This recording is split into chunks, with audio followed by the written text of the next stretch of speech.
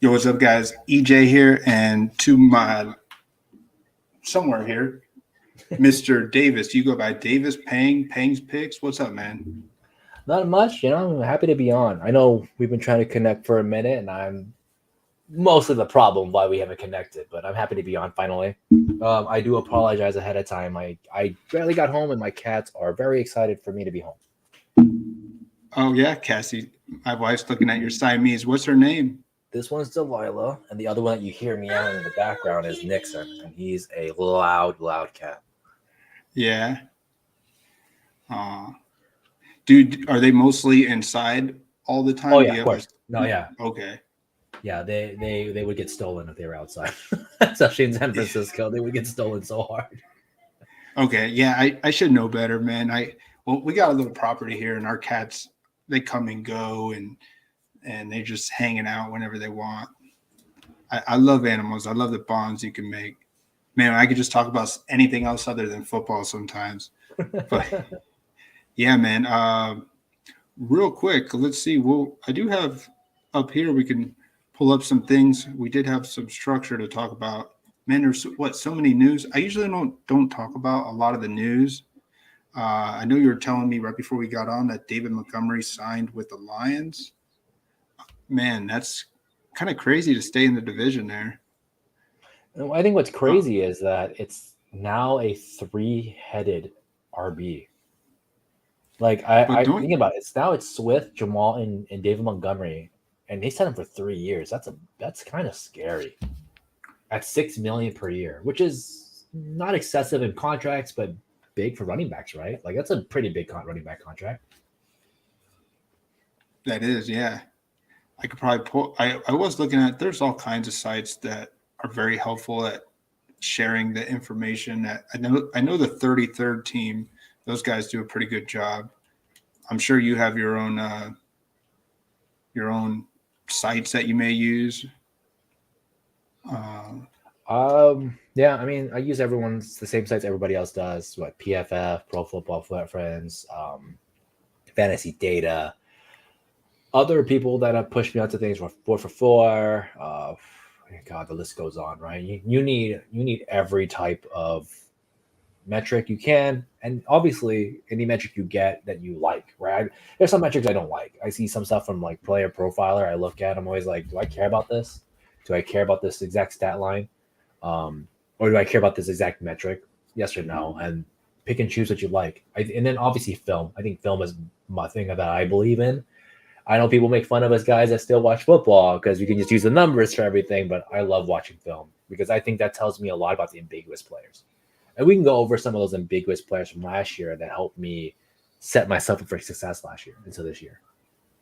yeah, I'll look at a. I like to look at a board. I was telling you my first underdog draft was a slow draft with you, and just interested to look at it to see like the misses, some of I, the takes. And I know even when we look at it, you'll be like, man, that was just one draft. Like I did 800 drafts. Like that can't just be my direction. But there's just some good theory to go along with. I don't know if I don't know if you go and look back at some of the old boards you did to see what is different going into next year. I don't know if people do that. I like to do that. I like to look at a board sometime and just study it for a good I think you 10, should. 15 minutes. I love studying boards. Actually, I think this is something I recommended to my co-partner that you saw, Hope, and a few others. Like I tell people, like you got to look at it because you can look at all the advance rates. And here's the thing. And I actually talked about this on a show I did last year, mid-year.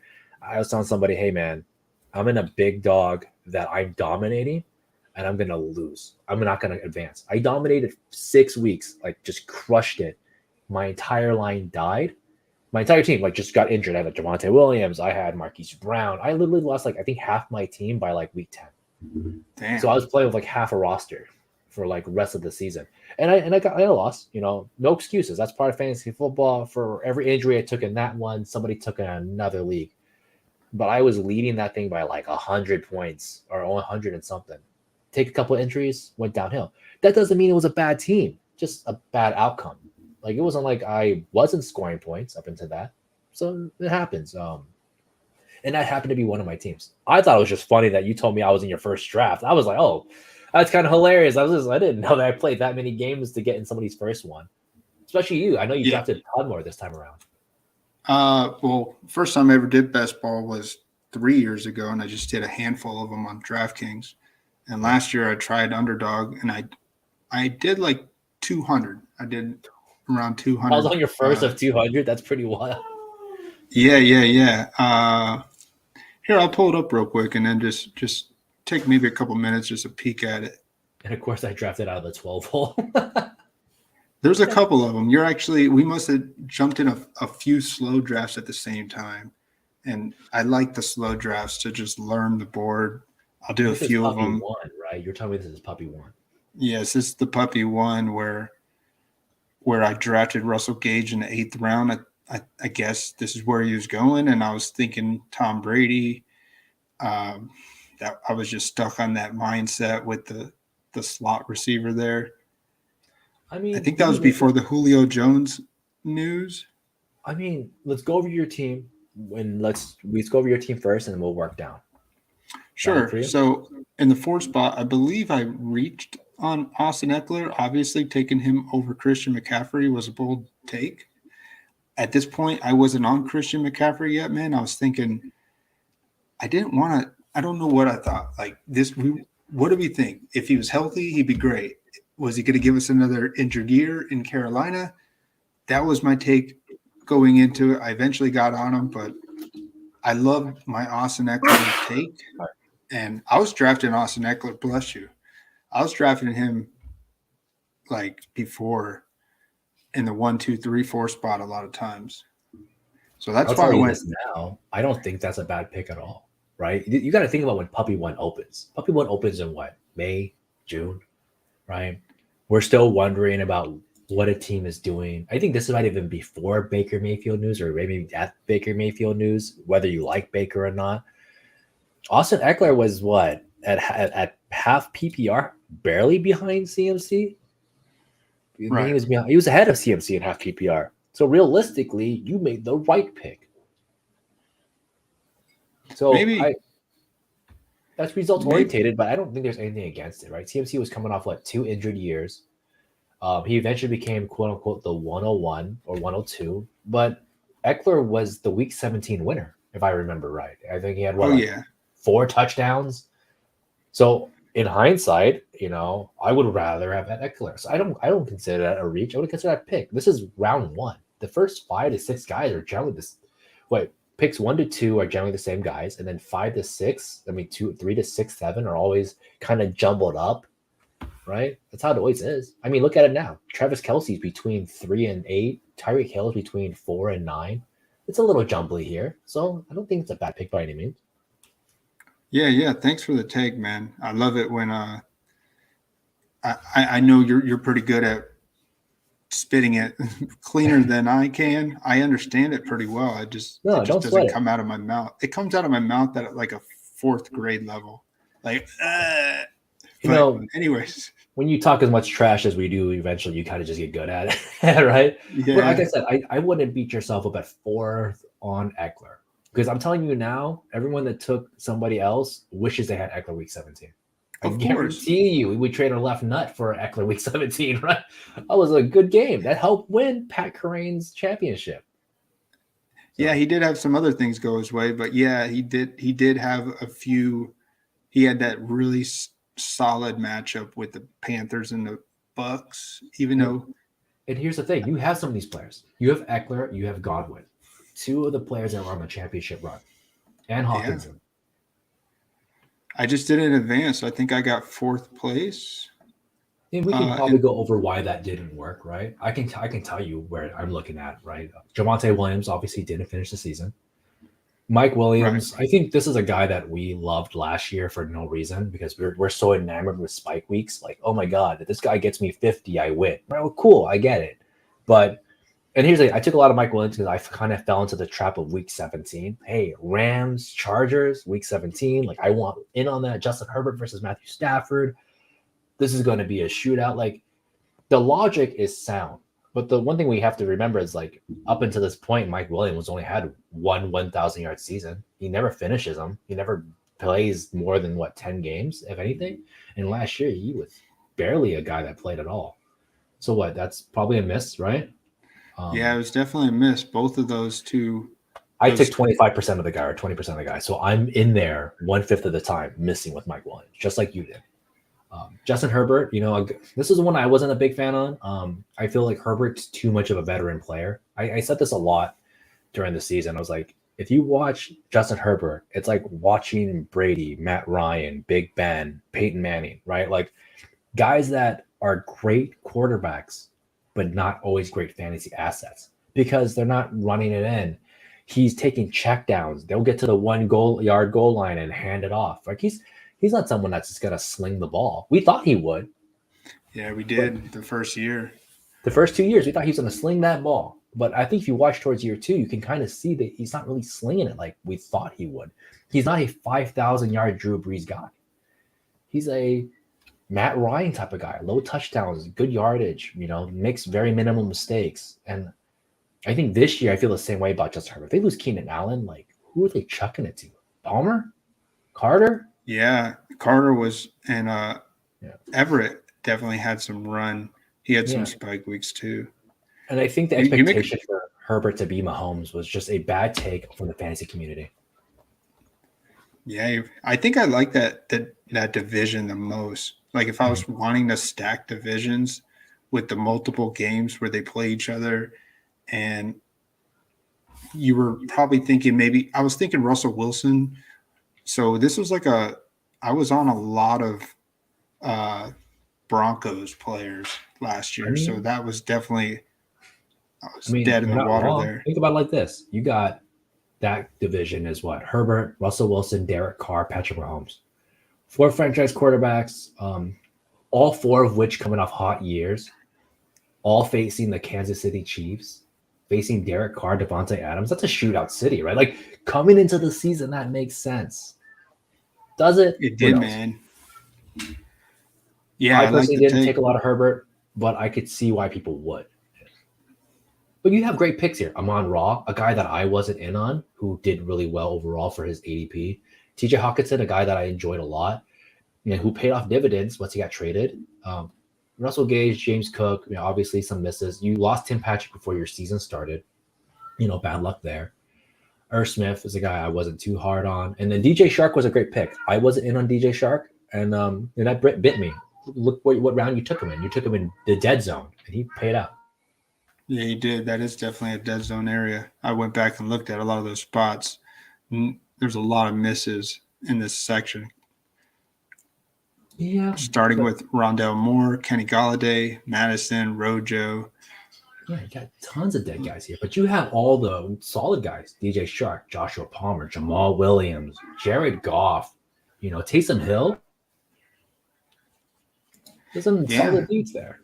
I think it's the 2-3. Second, third round was the killer. That those first 3-4 rounds, you're getting those guys where you need those ceilings. You really need those ceilings. You need to not strike out 3 out of 4. I struck out like 3 out of 4. When you look at the points on this team, how much did you miss by? Could have been by a lot. I'll tell you right here. Huh? I got 4th place with 1,600. To advance was 1613. And so you were first. Literally a touchdown and a half, a couple of yards different. Somebody got a spike week where you did it. He got 136. You got 116. That's barely a loss. That's barely anything. And this is why I tell people a lot about contribution weeks is our big deal. Yeah, you're right. Thanks for breaking that down. That was pretty good. Yeah. Honestly, I like your team. And I think if this team would have advanced, it could have been something, right? You have the right pieces. TJ Hawkinson had that hot week that basically carried everybody once in the playoff. You have Eckler for week 17. You had Joshua Palmer, who had one solid playoff week. Mike Williams that did come back and I think put up 1 touchdown. Chris Godwin, who was killing it, wasn't no Mike Evans, but doesn't matter. Like, this team was solid. Taysom Hill, come on. I think a little unlucky, right? And that's the thing, man. You're totally right with the unlucky, lucky. That's why it's good for anybody to have an opinion. in this space because some of us are going to be right, wrong. You could have a dead guy all year long, and then he out of nowhere he just pops into playoffs for you. So and really let's point out the round rate where you're at, right? Where Tim Patrick is, let's say you drafted 2 weeks after before Tim Patrick news breaks that he's dead, right? That he just doesn't come back. You could have had Ramondre. You could have had Damian Pierce. You could have had, Rondale Moore. You could have had Rashad Penny. Even his 2 spike or 3 spike weeks could help, right? Like it's a little unlucky that it was just, and I think that's what the pick that ends up hurting you, right? Tim Patrick, James Cook. But you could have had any of these other guys, MVS, Garrett Wilson, Damian Harris, these guys that end up helping out. Christian, it's like I said, it's just happened to be a little unlucky. You missed it by 11 points. Come on. 11 points is like over 17 games. Oh, yeah. What? 0.9 points a game? 0.7? Come on, let's be real. That's nothing. That's just a little unlucky. The guy got a spike week of 136, takes your spot. Done. Yeah, that's how it is, man. Sometimes we don't even know. That's why with some of the things you're saying, especially referencing to sniping and things like this, we never know what somebody may have done to your team that has changed you completely or what you do to somebody else. Yeah. I'm a firm believer. I know we're probably going off track, and I want to be mindful of your time as well. We're at 20 minutes in or 15 minutes in. I could ramble all day for the most part. Do you have any thoughts on your team here that you were talking about? I like you struck out with Deontay Johnson. I struck out with many things, right? I was I know this time of year, based on my picks, I can tell you my mindset. Devontae Adams, Derek Carr, I like to draft best player on board. Now, people don't always agree with me on there. They think that you have to take stacks, you have to do this and that. I believe that taking picks should be based on your actual position, right? If I take a high-end quarterback, I shouldn't be taking a secondary low end. I believe balancing out my structure overall. So if you look at my wide receivers, I took usually upside guys, right? Devontae Adams, DK Metcalf, Deontay Johnson, Christian Kirk, guys that I would thought at those rounds were their best value and then some. That I think that they're going to pay off their ADP, at least ADP and then some more, and they could give me spike weeks, right? Given on their situation. Devontae Adams, solo weapon on his team. I didn't believe in Hunter Renfrow, not a Hunter Renfrow guy. I think he's an amazing player in real life. Terrible for fantasy. Deontay Johnson was the guy I thought was the number one guy on his team. This is pre-George Pickens hype. I don't believe in Chase Claypool. I think he's not a good player. And Deontay Johnson relatively did well, just didn't get any touchdowns. He scored 0 touchdowns. Oh, yeah. He had like 140 targets. Yeah. Like the most targets ever for a guy with 0 touchdowns for a season. And we basically flip-flopped the running backs for Buffalo. You got Singletary, I got Cook. And then I loved Hurts coming into the season. Top of the end, the O-line, he got A.J. Brown, Devontae Smith, Dallas Goedert, one of the best set of weapons. He carried me. I'll tell you right now, he carried me. And then Gibson, I thought Gibson at this point in time was still underrated. You're talking about 6th round for a running back that could be a RB2. Miles Sanders, same thing. 7th round guy that I believe could be an RB2. Sign me up. I just stacked. This is one of the few teams I did have that wasn't very RB heavy besides Joe Mixon. But looking at it, it's, hey, I'm going to stack these guys that I believe can have some spike weeks, who are athletic monsters or can prove to be athletic monsters, and came off recently somewhat good seasons. I wasn't in on the Mark Andrews. I wasn't in on Mike Evans, Aaron Jones. None of that. DeAndre Swift. None of these guys were on my rosters. Debo, Alvin Kamara. I did take a lot of Tyreek Hill. Very in on Tyreek Hill at the end of my year, at the end of this thing. But telling you straight up, I took a lot of guys. I just thought, I was like, hey, these guys are undervalued. Brian Robinson, undervalued. Daniel Jones, undervalued. Hunter Henry, I felt Van Jefferson, if he would have played his season at all, he could have been undervalued, So I took a lot of guys I just thought that upside. Kendrick Bourne is a guy I liked a lot too. I still like him this year. Him and Mac Jones have a great chemistry. You're looking at 700 yards, seven touchdown kind of guy. But he just got doghouse. You can't do anything about it. This is drafted in May, June. Daniel Jones definitely. Nobody's talking about Kendrick Bourne, man. He's still on that team. Yeah, he's still on the team today. So I took a lot of guys I think that would pay off value and then some. People don't agree on these guys. They talk about some narratives. Well, who's going to throw to DK Metcalf? Well, I could say the same thing about Andre Johnson. Who's going to throw to Andre Johnson when he had his amazing career, right? Who's going to throw to DeAndre Hopkins when he's had his amazing career? I believe some guys are QB proof. And I know you watch plenty of football, so you might understand that too, right? Like there's some QB proof guys. So this team gets lucky though. Jalen Hurts runs it through. Miles Sanders pays off ADP. Christian Kirk pays off ADP. And I always tell people like you're gonna make misses. You just got to hit the right guys. And I think I did for the most part. If you talk about upside players, I love that. Yeah, man.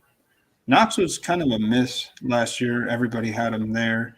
Yeah, we loved him the year before. Devin Singletary paid ADP. I mean, people don't like him, but I love taking Singletary in these, the last 2 years. He's hated, but he gets you what RB2, low end RB2 numbers with some spike weeks and flex. A lot of these guys that you look at, people don't love. And also, just like I said, I thought Knox would be a step up. Obviously, he wasn't. Hunter Henry, same thing. My tight ends actually kind of whiffed pretty hard when you look at them. They really weren't good tight ends for last year. No, of course not. Tight ends were a big whiff. Even the late round guys. I mean, Taysom Hill got you, I think, 2 or 3 spike weeks. Definitely one killer week. He easily paid ADP. You could have, there's nothing to say there. He killed it. But yeah, I got saved by my quarterback. I got saved by my running backs, and my receivers just happened to hit just enough to be relevant. Because obviously I have just as many dead players as you did. John Mechie, Nico Collins, Kendrick Bourne were practically dead. Knox was practically dead. Hunter Van Jefferson was practically dead, and so was Jamison Crowder. So 6 of my guys were practically dead, but the rest that were good consistently. Yeah, you definitely who carried you? You definitely won by 100 points. So I think it's Hurts. Your quarterback. Hurts, Adams, the RB combination, I think saved me a lot. And then I would say that, so those guys I think combined for a lot. Yeah, I like that, man. Very good. Moving on, man. Let's see here. I think I'll skip. Do you have any thoughts on some of the strategies with I was saying some of these 0 RBs? Do you feel like this is another year where it's another 0 RB? Because if it's 0 RB last year, don't you think we should maybe be trying to take advantage of these guys that are falling in the dead zone? I'm seeing guys like Swift there, and I understand they just signed David Montgomery. Yeah, it looks like Swift's. I thought maybe make a rise, but I think he's going to stay there or continue. I don't think he's going to move. But looking at Aaron Jones is now a dead zone guy. So I think that's a good question, right? I was very in on dead zone last year. I thought, pull up any tape or anything I've ever said. I love RB Hero last year. I think RB Hero is the strategy to play to take advantage of everyone just not drafting running backs, right? Everyone's out here trying to draft 7 receivers in the first 100 picks. And I'm like, why? Why are we doing that? So there's a lot of good value in these running backs. I think this year, Najee Harris is a guy I'm just really high on. I could see Aaron Jones being relevant, but I think he's going to be relevant mostly for spike weeks, not necessarily week-to-week play. And then, and I know you mentioned DeAndre Swift. I ranked DeAndre Swift the same way I think we should have ranked Mike Williams last year, right? Hey, man, he won't finish a whole season. He might get you 4 to 8 spike weeks. Plan on him just getting hurt. And I know that sounds terrible. The fantasy community will laugh at me for saying you try to predict injuries. But hey, there are guys who don't play full seasons, right? We have to face facts. There are injury guys. There are guys that don't finish. And I think that's where I would sit on DeAndre Swift. I think if you're drafting him, you play him as a flex. You don't count him as a running back. And you just hope that he jumps up hard. Yeah, you're definitely right, man. I'm a little scared of him now. It seems like Jamal Williams is definitely probably going to go get some money somewhere. Someone's going to pay him. It seems like he's going to go to another team and make a lot of fans happy with his just positivity. It seems like he's a good guy. I mean, I don't see them bringing him back since they signed Montgomery. I don't know. No, I agree with you. I think his contract is only 2 years. I think it's a little weird that they didn't keep him. He was a coach's guy. You hear me talk about coach's guy a lot. I love coach's guys. I think these guys get a lot more work than we give them credit for. Some examples of these guys would be like Damian Harris, Jamal Williams, Jarek McKinnon, right? Like these are coaches guys. These are guys that, even probably P Ryan, right? Guys that just are familiar with the team and they keep them forever. And do they produce? Who really knows? But they're going to be on the field to steal touches. Williams likely doesn't get signed, so I'm surprised that, at least not by the Lions, which I'm surprised that he didn't end up on the team again because he did really well for them. Probably asking for a lot of money though. I mean, he had Oh such a yeah, great performance. He built a great name for himself, a great brand even. The city of Detroit loves him right now, and I think the fantasy community does too. Um, but I think if you're looking for like dead zone guys, I think you can do one high end guy, start dunking receivers from 2, 3, 4. Pick yourself up a Najee, pick yourself up a Dobbins, pick yourself up Gus Edwards at 230 who got re-signed. David Montgomery, Rashad Penny before signing, Damian Harris. There's a lot of these guys that they're going to be nice, man. And you don't have to pay top dollar, but having at least one solid guy does help. As you can saw from my last name, Mixon wasn't the greatest, but Mixon did put up enough. And he's still quarterback 12 on the season last year. So you need these kind of semi-consistent guys, these, Jonathan Taylors, Austin Ecklers, unless he gets traded. Derrick Henry at the end of round 2, early round 3. I would grab him. Grab me Najee. Grab me some Dobbins. This is half PPR. Let's not sit and pretend that we care about pass catching like we shouldn't have to. We should not have to care about pass catching. And if anyone that tells you they should, just a reminder, in half PPR, Josh Jacobs, Derrick Henry, and Nick Chubb were RB 3, 4, and 5 last year. I know. That's what I'm thinking. Like Chubb hasn't moved up at all. No. He should. And Jamal Williams was RB8 on his touchdowns, and all he did was just go up the gut. And I get it. Pass catching does matter a ton. I mean, CMC and Eckler were still 1 and 2. And Josh Jacobs did catch more passes, but Josh Jacobs didn't catch, 80. He caught 40, I think, receptions over 17 games. That's not that many receptions when you think about it. Yeah, he caught 43. I'm looking at his reception total. He caught 53. So on between 17 games, basically he's catching 3 receptions a game? That's not a ton of pass catching work. That's some pass catching work. So I'm not too worried about it. I like that, man. I appreciate these dead zone guys. You said Aaron Jones, Swift, right? You were talking about. It seems like Stevenson's a dead zone guy, especially with slowly falling. He's a pick. Yeah, I really like. I love Stevenson last year. I don't have any shares of him yet. I've been clicking on a lot of Najee. I just haven't been going there. I've been trying to get what I thought was the last top tier quarterback in this round 4. So I'd get a guy like Lamar Jackson, Burrow. It looks like he's there. I haven't been getting too much Trevor Lawrence. Yeah, Trevor's like pick 50s right now, unless you get some gung ho guy. Someone reached. This isn't a good example. This is a draft I did last night. Yeah. This guy in the 12th spot reached on a lot of these players, drafted Mahomes and Trevor Lawrence, and look at pick 12. So actually, the guy ahead of you, Ketchup Stain, really good player. He kills it. And his name is CJ Hinosa. You can find him on Twitter. He's amazing. He knows how to play the game. If you look at his team, this guy, he's amazing on dailies and betting. But look at his stuff right now. His first pick is AJ Brown, Amon-Ra, Jacobs, Ramondre.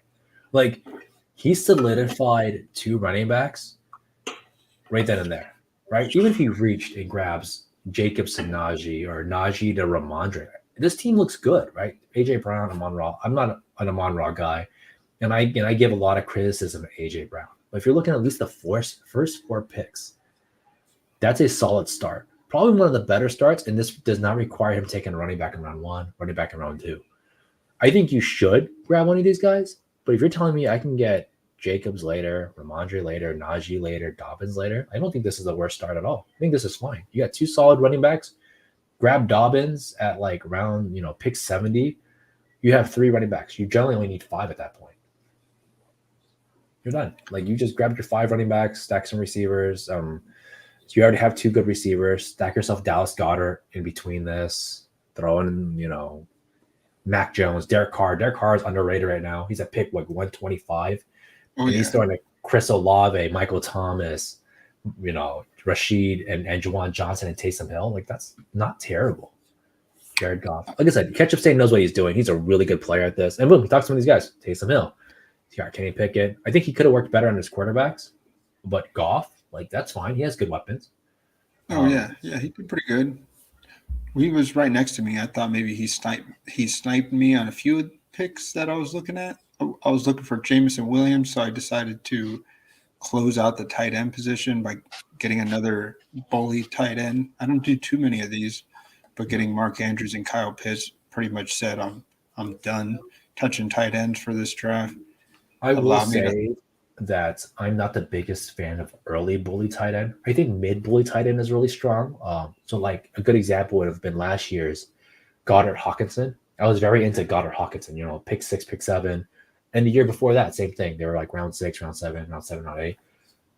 I love mid pick bully. So I think like if you're gonna do bully, I would have gone like Pitts Waller. Right. I think that's a little bit better because if you're taking Andrews at round 3, you have to assume he's the guy. Like he's gonna be your guy that dominates the position or moves into your flex a lot. So in this case, you're playing Andrews as your flex play because you're assuming Kyle Pitts takes the tight end role a lot. Right.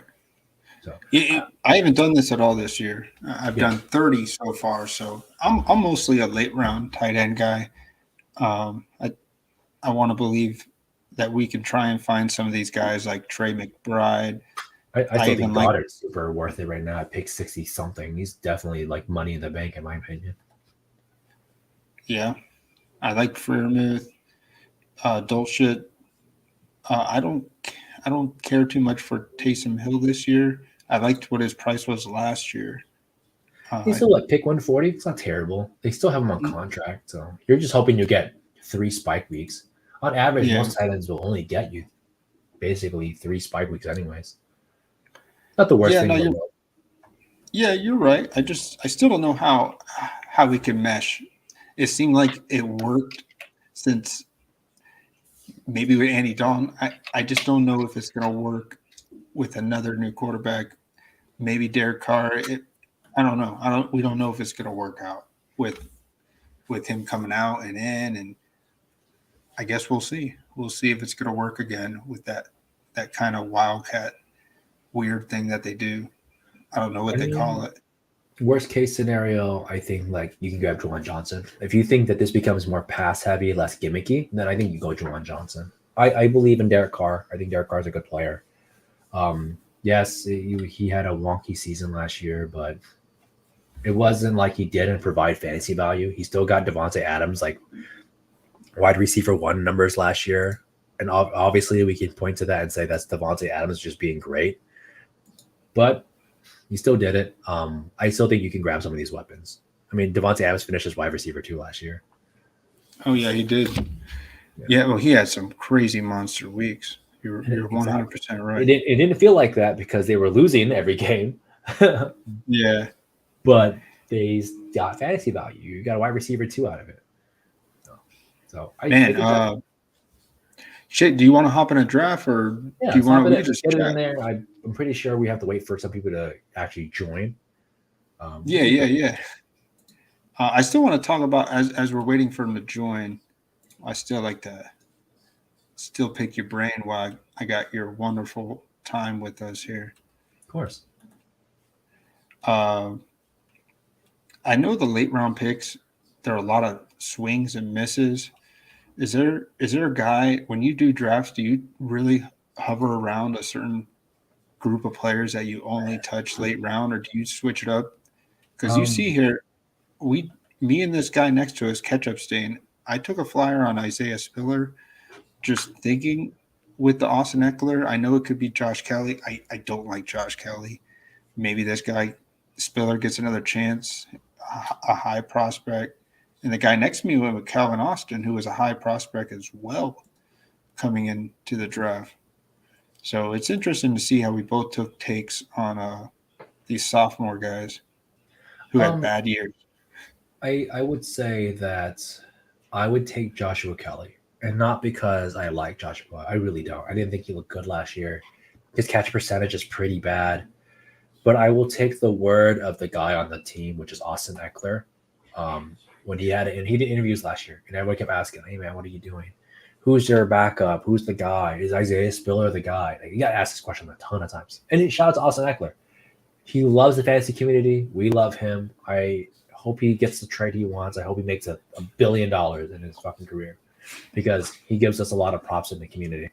And he's smart. He knows how to play both sides, right? But he said it himself. Joshua Kelly's the next guy up. And everyone still rolled that Isaiah Spiller trade. Everybody still rolled it. And then I was like, I'm going to take the word of Eckler. Eckler was right. Joshua Kelly was the RB2 behind him. Was it great? No. But he outtouched him like 4-1. Isaiah Spiller didn't even see the field really. So he was hurt, but yeah, he didn't see the field when he was healthy. But they didn't see, even when he wasn't hurt, they didn't play him. Like, he just was not there. So give me Joshua Kelly. I don't. Obviously, Spiller has a size. Spiller looked better in college. Spiller has a better pedigree of draft pick. But it wasn't like he was drafted in the second. He was like a 5th round guy. I remember. So just give me the guy that I know of, which is what Eckler has said. It's Joshua Kelly. So I'm going to go that route. But I think a very smart thing to do if this trade does go through is why grab one when you can grab both? I recommend the strategy to anybody. Last year, I always tell people grab Devin Singletary and James Cook. The year before, I said just grab Devin Singletary and Zach Moss. We don't know what the hell is going on, but they cost you nothing. Are we really going to trip about pick 19, pick 20? Are you gonna look back at your draft and go, oh man, like I should have grabbed Spiller at pick 19. Why not grab both? Who the hell are we grabbing at round 19, 20 that we're stoked about? Greg Dortch, Clyde Edwards-Helaire, by this point in the draft, you could grab these guys. Pick 17, 18, grab Spiller, grab Kelly. Because what if he gets traded? They get one more guy. They add Sonny Michel to a 5-year contract. Who fucking knows? I would run. Right? But my point is, I don't really care. I just know that these two guys have contracts. These two guys are on teams. These guys were the ones that played behind Eckler.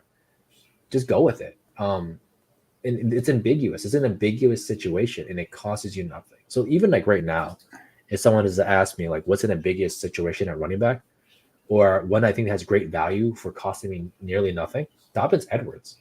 You're talking about Dobbins at pick 70, Edwards at 240. I'll take those two guys. Right? I do like Edwards. I don't mind Dobbins. I guess I usually go a different route in that round. Last year, people grabbed Pacheco and McKinnon because we were trying to pull hairs on each other. Who are you taking? Take them both. They've costed you nothing. They're both picked 180 last year. Oh, yeah. So I think in these situations where there isn't a clear guy like Najee or a clear guy like Jonathan Taylor, go grab them both because it costs you almost nothing. Anything past round 6, 7, 8, who cares? Are we really going to pull a hair on these picks? Oh man, sweet. 103? I'll take it. That's good. That's good stuff. Man, we got a pretty tough room here. Oh, shoot. I was inverted in here, my buddy. He's always trying to kick me in the chest on these things. I think I'm always fucking with Paul. Paul, man, he's a sharp guy. I love him. Smart. He gives me a lot of shit though. So he gives me shit too. He's very serious with this stuff. I know a lot of guys are. I told you my team wasn't just doing like the same shit they always do and take old running backs at the Dolphins. That's what we do. I want somebody, but I knew they were going to just stick with whatever the hell they were going to do. I would grab CMC or Tyreek Hill here. I think CMC is probably a fun play, so then we can just dump wide receiver down the road. But I would also take Tyreek Hill. Who do you want? Yeah, that would be my move. I've done some crazy stuff like taking Jonathan Taylor, just making a bold stand that he's going to make a bounce back, but I'll take CMC here. You don't get enough 103s to do that, so I would say, yeah, I'll just grab CMC. I would grab CMC or Tyreek. I like to get fancy at the top a little bit when I'm feeling ambiguous about these guys. Like, I'm not a big Jamar Chase guy. He's super talented. I get it. But, man, he had all the work last year and didn't live up to his ADP. So I'm a little surprised he went up. This year's round 1 is going to be way harder than last year's. people make fun of last year's round one, but like a lot of those guys still produced round one numbers. Like Dalvin Cook still had an okay season. Derrick Henry was still solid. Justin Jefferson was great. Stephon Diggs was still great. Devontae Adams was still great. But I don't know how good I feel about Cooper Kupp this year. I don't know how good I feel about Jamar Chase at 102. I don't know how I feel about Stephon Diggs. There's a lot that goes this year that kind of throws me off. Kelsey to repeat, because he had a bad year before. AJ Brown, the 108 now is crazy too. Yeah, a lot of receiver heavy. I don't think it's been this receiver heavy ever. Not last year. Devontae Adams kind of falls out of my roster too. I don't trust Jimmy G. I hate Jimmy G. I think he's not a good quarterback for this type of game. Right. I do think Adams is so talented that it might not matter, but I cannot tell you that I'm openly drafting him and then I'm stoked about it. If I'm in the 109, 110 role like this, I grab like Barkley, Jonathan Taylor, or I take a shot with Garrett Wilson and hope that like Rodgers has eyes for him. Yeah, man, there's a lot this year. It's hard. We still don't know, man. We still don't know. Oh, that's true. We don't know. Alan Lazard and Mercedes Lewis is just coming to this team for some reason. Bro, I got to do something. It's a tribute that I do on every stream. I don't know if you've seen me do this before, but yeah, I got to load up my rifle, man.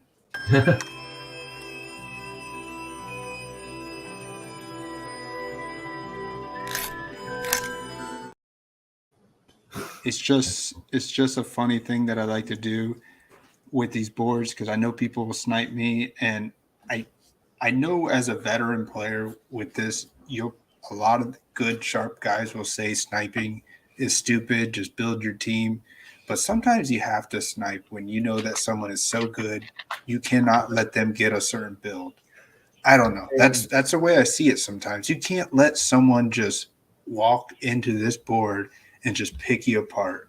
If you have something to do about it, if you're picking close to them, can you take one player from them that you believe they really wanted? And that's why I will say I agree to that if it makes sense, right?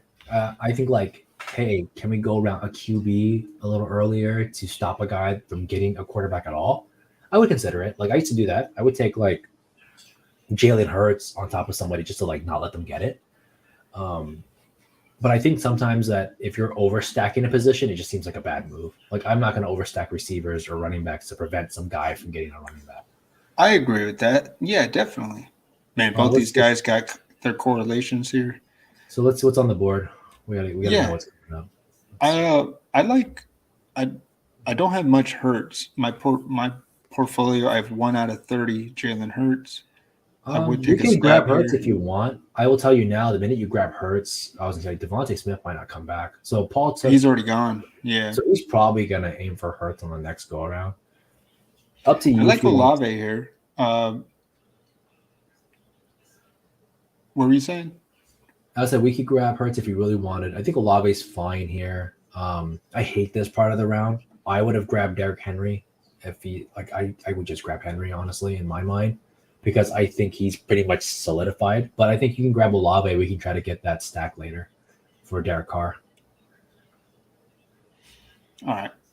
I would get Derrick Henry. I'd like to see your thoughts on, since I've seen the double RB, I guess, kind of like a robust. I don't know what you call. What do you call it? We call that, what was it? When it's double RB, it's like, there's a name for it. It's not robust. Robust is when you get to 3. Right. Double RB is just double RB, I believe. Yeah. But here's the thing. The reason I don't think we have to grab them is because of what's left on the board, right? You got Henry, you got Chubb, you got Jacobs, you got ETN. I think there's only one Olave here because I'm not grabbing Debo. I'll tell you this right now. I'm not going to grab Debo. I don't give 2 shits about Higgins right now. The guy was a healthy scratch or hurt scratch, whatever the hell he was, like 7 times last year. It was aggravating. Still had a good finish. But I have to believe if Jamar Chase is 102, that I don't believe T. Higgins is like this far up. I don't want Debo this year. I still think he's overpriced. I had a big hate boner for him last year, and I got a lot of shit for it. Yeah. I've been picking him up a little bit. But yeah, having CMC, I think I'm making a stand where I'm going with this direction on the Niners. So Henry's off the board. Henry. That's fine. Jacobs, ETN, Brees Hall is fine here. I'm not big on Kenneth Walker. I would even I like consider Brees Hall. reaching. Do you? All right, you can grab him. I was gonna say Yeah, I would I like say Brees.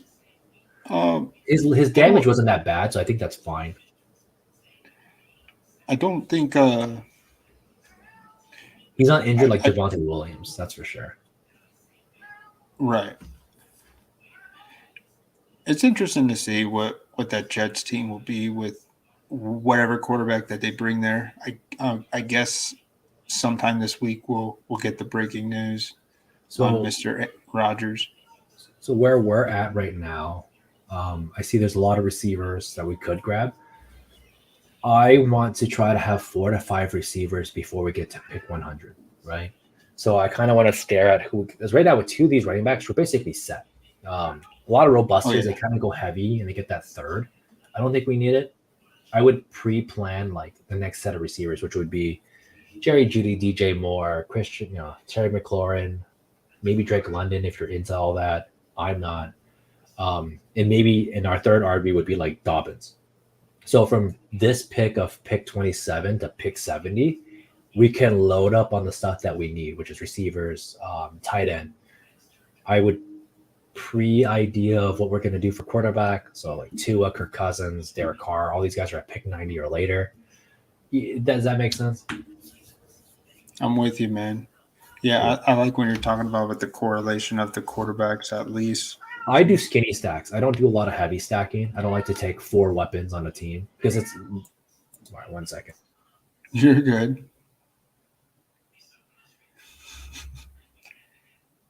She likes attention. I like that. Yeah, man. I'm totally on board here. I just zoomed out wasn't looking at any other thing but the receivers there. Yeah. Hopkins, I don't have any Hopkins shares. I think it's gonna be interesting to see where he goes. I don't think I could take any Hopkins right now. I like him a lot. I think he's a great guy, great player. But with his situation being so unknown and him being past around 30, I think it's tough. If he falls to us like pick 40 something, like I think you just take him to be a little difference and take value. But I don't know, right? Like who's throwing at him? And I get QB proofness and I believe in it, but there's a little bit different when you're not as athletic and you're pushing your 30s. I think that's tough. He looked great last year, though, man. He was such a good pick for a lot of people, even though he was suspended for a few games. Yeah, he was a nice round 6, round 7 guy. Maybe went a little later. No, you're right. It was 6 to 7. And maybe in some drafts he went to 8, 9, but he was a pick 70-ish guy. He was great. Man, would you take Joe Burrow if he fell here? I wouldn't. No. I think Joe Burrow is great, and he does all the right numbers. But I would have to think if we take him, we're killing a lot of spaces for ourselves at like wide receiver now, right? Like if we take Joe Burrow, we basically lose Judy, Pittman, London, McLaurin. There's no way these guys are coming back to us, right? And I think Joe Burrow is worth the ADP, especially at just 13 spots later. Right. Looks like he could fall to us unless. So a lot of these guys took these receivers. I guess we could take him and then hope that it works out, because we're basically going to take him and hope to get like McLaurin on the back end. Yeah, let's take him. We can wing it. Let's take him and then take McLaurin. But then that means we only do a 2 QB set. So now this is a modified. We're not going to do 3 quarterbacks. We're going to just do 2. Man, I would have yeah, I'm with you. But even would this guy get Hurts and Joe Burrow? I don't know why I like to think about that. Yeah, but the guy with Higgins. You would definitely take him. Yeah. So you that's fine. Let's take him. We'll likely lose somebody to him. If you wanted to get weird with it, you could even grab Mark Andrews on the comeback, TJ Hawkinson on the comeback, and then we just dive wide receiver and just skip Dobbins, because we do have 2 slated guys. I hear you, man. All right, I got to put we definitely snipe some guys, man. I got to send out a round down down the Down field, range, man. around down range. Yeah. That's funny. There's But a lot of interesting guys here, right? Like, it wasn't intentional in terms. It was definitely. no, it's just the best pick on the board. And like I said, sometimes I will deviate for best pick on board. I always have a plan, and if it misses, it misses. We move on. So here we're back. I don't have much Tyler Lockett, but I love Jameson Williams. I probably wouldn't grab him here. I would just let somebody else grab him and just kind of roll with it. I think getting Mark Andrews, he got taken. Yeah, when we did that Joe Burrow, you know what? You have Jameson Williams up on the board. Let's just grab him. Let's just hope if you want to go receiver, I think you'd want to at like least get your second receiver. I would just get Jameson Williams. All right, man. Let's get Williams. I think that's a good idea. I don't really take a lot of Williams, but I think given how our team is built already, let's just grab it. We have to assume that he did play last year, right? So that looked good. He did have some big runs. He's likely the wide receiver 2 on this team. As much as I don't like to, we said it before, ADP is kind of BS, but we have to believe that if somebody is ahead of him, it has to be for some reason. And I'm not talking about like these assholes in the middle. I'm talking about Amon-Ra. If Amon-Ra is ahead of him, it might be for some good reason. So I do think Amon-Ra is easy to get peppered by Jared Goff. I don't think Jared Goff has the arm for Williams, but I think Williams is talented enough. I like that. Yeah, you're totally blowing me out the waters with your takes, man. I wish I can keep up with you. I appreciate. No, I mean, yeah, we could have let Burrow fall. We would have either scooped up Scary Terry or Mark Andrews, like you were saying. We're assuming that, right? We let him fall. Joe gets there. We get Terry. Fine, great. This guy took double tight end. I wasn't expecting that. I wasn't expecting to see Hawkins and Mark Andrews go back to back on his one team. Right. It happens. I mean, the team he has is interesting. I don't think double tight end would have mattered too much, but he's basically rocking one flex. And I think that's a good play because it's okay to have Goddard. It's okay to have those guys on the flex. Would you how do you feel about these Steelers receivers? I've been seeing I love some Pickens, but I've been hearing a lot of mixed things. I'm sold on Deontay. He got his targets. He runs a lot more shallow routes, which is very helpful. Out route, shout route. He's a good route runner. I think Pickens, and this is what I've always hated with Steelers receivers. People get enamored by big play guys, right? Artavis Bryant, James Washington, Chase Claypool. People are just like so in love with these, like, oh my God, see how fast and tall he is type of guys that are low pedigree, like round 5, round 4 guys. And I'm not sold. Now, George Pickens is not exactly one of those guys, but I do think that Deontay isn't some scrubby guy that should be overlooked. So I still take Deontay, but I could see myself, if I was in a double pick where I can grab both of them, I would grab both of them. Like DeAndre Pickens and just hope that one of them panned out. You're at pick 70, right? Like who's really tracking this far down on these guys going, this is the right play? Because we're not talking about overall points. We're looking at spike weeks. So we want the guys that are going to give us contribution points. So that's why I take a lot of these middling dudes like J.K. Dobbins, Deontay Johnson, because most of the times they end up in your flex. Brandon Ayuk was a guy I loved last year. I was so high on him last year. I had like 28% of him. He was almost a league winner if it wasn't for his team kind of being shitty towards the end of it. Obviously, DeAndre Swift's going to plummet. Everyone's kind of done with him now. Marquise Brown's another guy. I mean, there's a lot of people in this place of this part of the draft that I enjoy. So, like, Paul has 5 receivers. He's likely going to start buying out the DeAndre Swift and Javonte, Pi Pacheco, those type of guys. We'll see what he does, though. But, okay, he took Pitts. He's probably going to go 5-1. I know he likes Cam Akers. That makes sense. A lot of people like Cam Akers. I think Cam Akers is a good buy. This team is kind of done at what they can realistically do for moves, so it makes sense to just take them. So Since we're on the board here, sounds like you would probably bite on the Hollywood Brown. I would probably bite on Ayuk before Hollywood Brown. Yeah. Yeah. I don't have any Ayuk shares. I would take a shot on Ayuk before I took a shot on Brown because I at least trust the coaching there. I don't know what they're doing over in Arizona.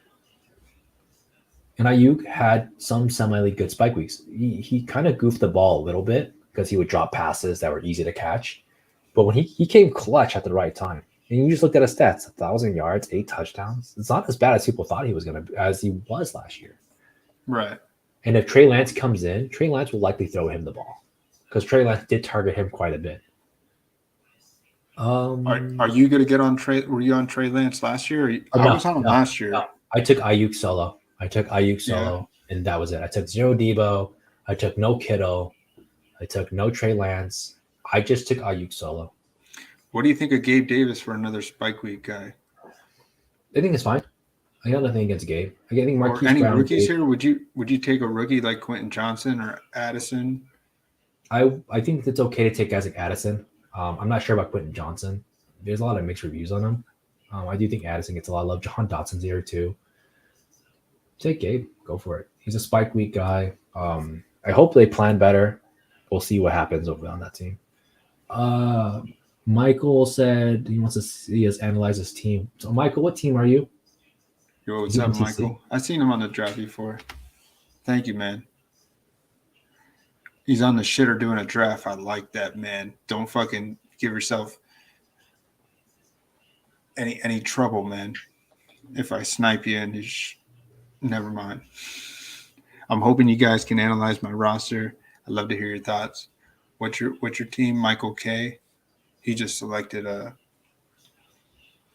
Oh, there he is. I see it. He's right he got the Kelsey Mahomes. Ridley, JSN. The middle. God, that's so. He's got a few. He hit the rookies pretty early.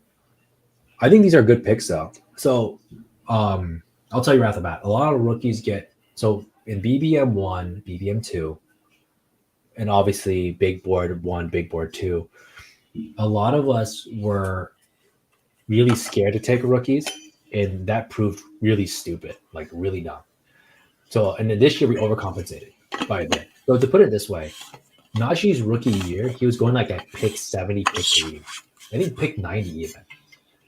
Oh, yeah. And Najee was the given RB1 on the year, and it wasn't even close, right? Like Najee was the guy, but he was being picked like 70 to 90. The minute he got drafted, he was round 2 guy.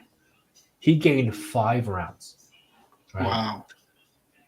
Crazy. People forget that too. He just rocketed up the board.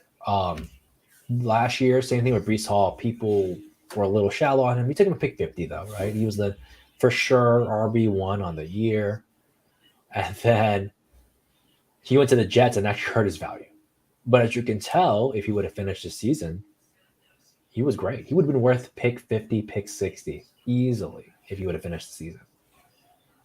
So I think taking some of these rookies like JSN, that if he ends up on the right team, I mean, like what worst case scenario is ends up on a shitty team and he's picks 50 to 70. That's not a big loss, is it? He's taking a pick 50. It's not the worst loss. What team would JSN have to end up where he's out of the top 100 picks? A team definitely with a mobile quarterback, or where he's not. But no, but there is none. There is no team, right? Unless he ends up like with the Jets somehow, and on top of the Aaron Rodgers 92 receivers he has, he would be pick 50 to 70. And I think that's Panthers would be a bad team. But they don't have any picks left, right? So if he ends up on most teams, he's probably between pick 50, pick 70. All right, we're on the clock here. I think this is a spot where the running backs kind of die out. With Kamara. Rashad White here is pretty cool. Zach Charbonnet here is pretty cool. David Njoku could be a good pick here if you want to grab your first tight end. Maybe Sanders could go to like the Bengals, and then that would totally change things up. True. Miles Sanders could end up there. I mean, a team in a championship run. I interrupt. I have Rashad White queued up. Sorry. No, it's fine. We'll just grab Rashad White. I was gonna say, like right now, Zach Charbonnet, right? He's one of the upper tight end, upper running backs that people are drafting. They believe he's gonna go up in a draft. I think Dave Man, I McJourney watched would his have been a good film. pick. I didn't Brian like Robinson, his film. I didn't. you know, I like his didn't film. like. I don't know, man. He looked kind of slow. He just. I don't know what kind of role. What maybe he could be a project. Maybe he could be like Derrick Henry, kind of coming off a little slow to start his career. No, that's a good point. I haven't been touching him. I made a stand that I didn't want no Zach, I so I don't know. I have Zach pegged as Brian Robinson. You know, one of those bigger guys that can do it all on the ground. Possibly could be a run blocker. I mean, good pass blocker. I like this rookie here, Zay Flowers, to get my Yeah, first rookie. I really like his tape. I don't know if you've seen any of I his have. tape. Steve Smith talks highly of him, and I'll tell you right now, Steve Smith does not miss on his picks. So, if I'm gonna listen to anyone, I'm gonna listen to Steve Smith. I've been reaching a little bit on Zay Flowers, so I'll take the You got him little for free. value I get. I like Yeah, these. Michael makes a good point though. If it ends up on the Panthers, then sure, JSN sucks, but he doesn't really have that opportunity. He's gonna get drafted in the first 16 picks. Oh yeah, first 20. So I think he ends up on a team, and worst case, he's pick 70, pick 80, and it's a semi loss. And I'm okay with that. I think that's not a bad loss to lose 30 picks. But Treylon Burks went pick 80 last year, you know? nice take, man. Yeah, this dude, you're wearing me out, man. I never do this much listening. I'm usually just chilling. Nah, you're good. I'm not built to be a guy that it's just not my style with streaming, but I love having you and I love hearing your takes. I'm definitely I'm making some adjustments. Yeah, I'm making some adjustments from last year. I'm definitely feel more comfortable going into this season, watching a lot more content, just getting ahead. I didn't do the big board last year. I loved this big board firing. I'll probably do like 40 drafts, so it'll be a good exposure to just the board. Once BBM4 comes out, start to hammer. Big board was the least amount of drafts I did next to rookies and sophomore, but I had a 50% advance rate last year, but I only did 10 of them, so it wasn't like anything particularly amazing. It's tough, and I learned from my mistakes where I was like, I'm not taking rookies because I don't know shit about them. And to be fair, it kind of worked in my favor because I took like DK Metcalf, Terry McLaurin, and all these other guys that nobody liked. But I do think there's a ton of value in knowing that a lot of these guys will move up eventually, right? Like, and this is why I rely on Debbie players. I rely on dynasty guys that can tell me about some of these rookies that they're really into. Because I don't watch a lot of college ball, and I'm upfront about it. If you're asking me for a college take, I'll say wait till after the draft. Wait till we start doing Puppy 1 and BBM. Then I'll have a take for you. But up until this point, man, I'm just fishing like anybody else. But I will tell you that the guys that are at the top 3 of their position, you know, outside of quarterback, the top 3 in running back, wide receiver, these guys would generally jump up once they get on a team. Even a shitty team. I would have told you right now, Garrett Wilson to the Jets was not my favorite fucking pick last year. Yeah. And guess what? He was the best receiver, and he was going at pick 100, pick 90. You kidding? Yeah, he was the whole year. He never really moved up. And none of these guys really much sucked at their ADP besides Treylon, but his was a very special case, right? So like Sky Moore was kind of a later guy that kind of went early, and he was like only kind of bad player. But Olave, Garrett Wilson, Treylon were like, and Drake London. Drake London technically paid off his ADP. To be fair, I wasn't in on him because I think the Falcons were kind of a terrible team to go with. I don't trust Mariota, but I don't think it was that bad. What do you think here? Would you bite on taking Tyler Boyd to get one piece with Joe Burrow? I think at this point, I would run Joe Burrow solo. I would probably grab AJ Dillon, honestly. Yeah. I would grab AJ Dillon in hopes that he gets some leftovers and some spike weeks. He's great in December for some reason. I would grab him here, solidify our 4 RBs, and then we can just start dumpster diving for these like wide receivers. Okay. like 1,000 scrimmage yards to nearly 7+ touchdowns. I don't think it's that bad of a pick from here. No, I'm with you, man. I think this is a very solid 4 RB team. We could grab a 5th one towards the end, but like right now, I think we can load up on our receivers. Our first 5 receivers were in the top 100 picks. I feel good about that dispersion of equity. We can definitely still grab 2 to 3 more guys. You know my guys already, right? Van Jefferson. I would maybe even grab Michael Thomas to stack with Olave, or even get Derek Carr to be the 2 QB set. There's a lot you can do here. Hell, you can even grab Rodgers if you thought Rodgers was like for sure going to the Jets. He doesn't have all the weapons in the world. I would agree. I don't have any Aaron Rodgers shares yet, so I think he fits a lot of teams right now. But But that's if you want to go that way. If we go that way, we can grab Lazard. We can grab. Lazard's off. He's off the board. Oh, is he? He got someone. Is Michael Thomas still on the board? No, I think he got taken. Okay, then boom, that's it. Yeah, we can take Aaron Rodgers for my first Aaron Rodgers share. And then boom, we're at a 2 QB build, right? I mean, I know it's not official, but at this point, we kind of have to believe it's happening, right? I still want him to shock the social media world by not going to the Jets, just because he just ends up on the Ravens and shit like a fucking asshole. I don't know, man. I think he hates that everybody knows what he's doing. I think he wants. It does sound like he's going there.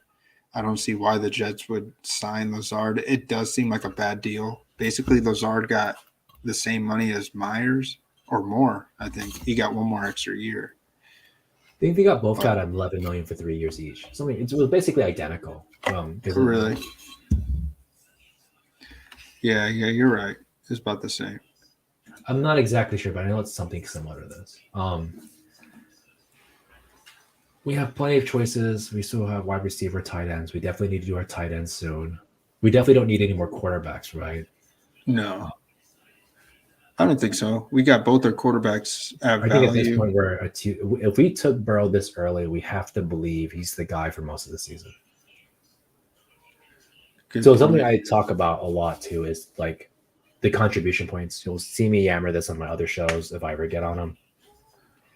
And that's why I hated when people did this. They would take like Patrick Mahomes and then they would put like, who was the guy last year they kept pairing like Ryan Tannehill, Matt Ryan, or some shit like that. When I was like, these guys are never going to contribute. I do think if Aaron Rodgers is playing at his MVP level, he will beat Joe Burrow some weeks. But who at the end of the draft do I think can outdo Joe Burrow, Aaron Rodgers? And the answer is probably not many guys.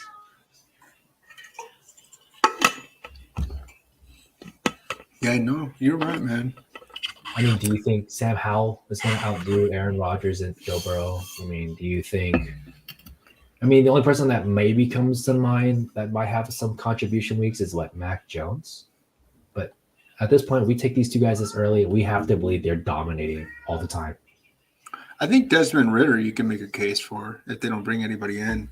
He's got some. He's going to make some running. I know they're a rush first offense, but he's going basically undrafted in some boards.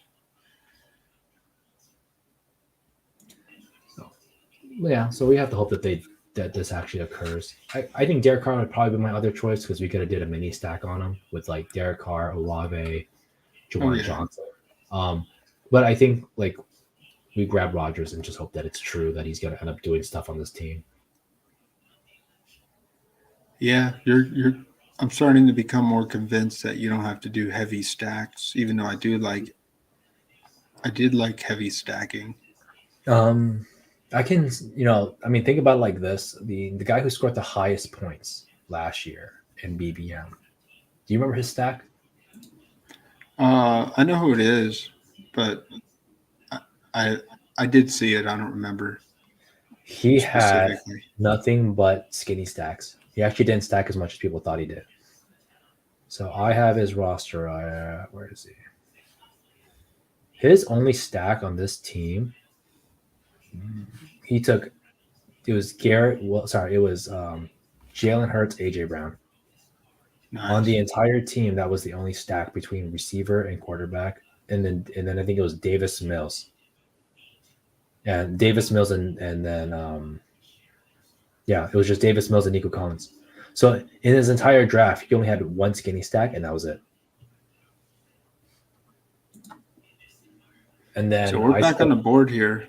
I know you were thinking maybe dipping into the tight end and solidifying quarterback already.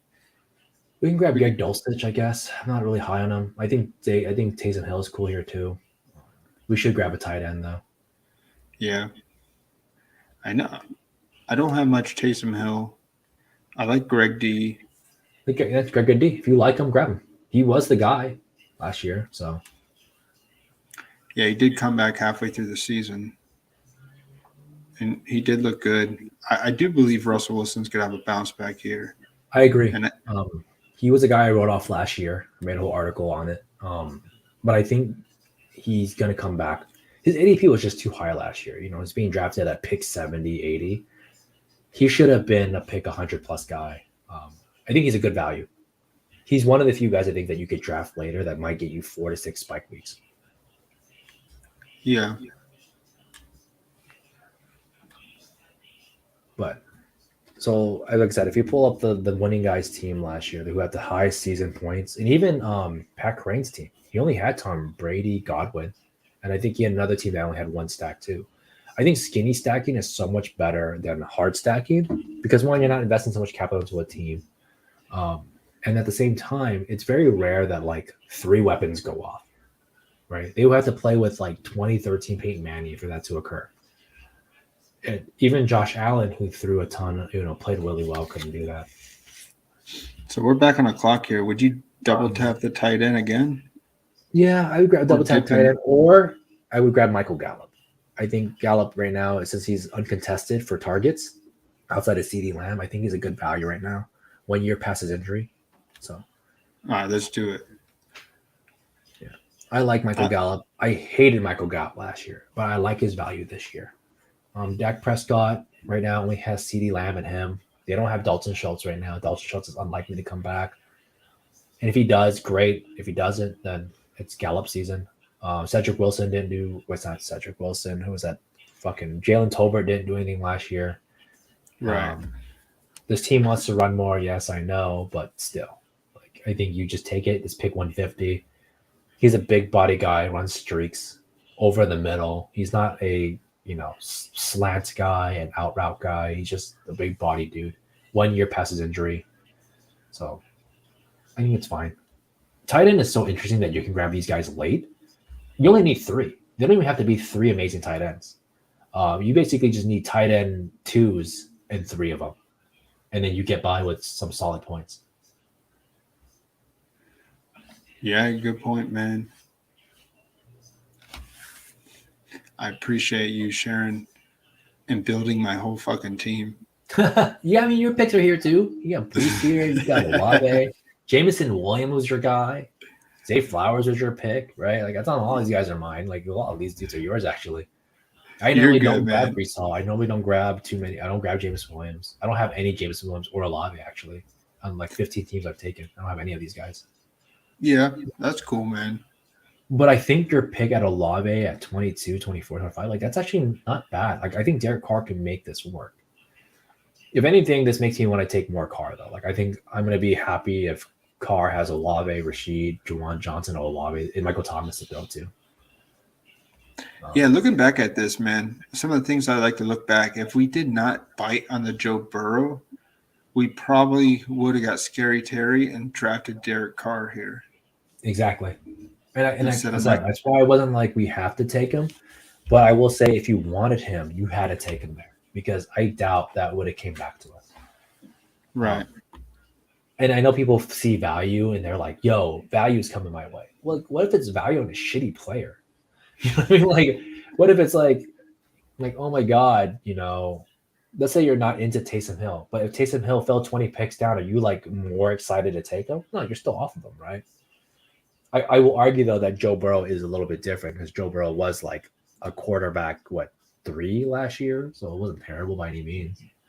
So you're A lot still of people getting don't like him because he doesn't run that much compared to the other 4 or 5 guys there.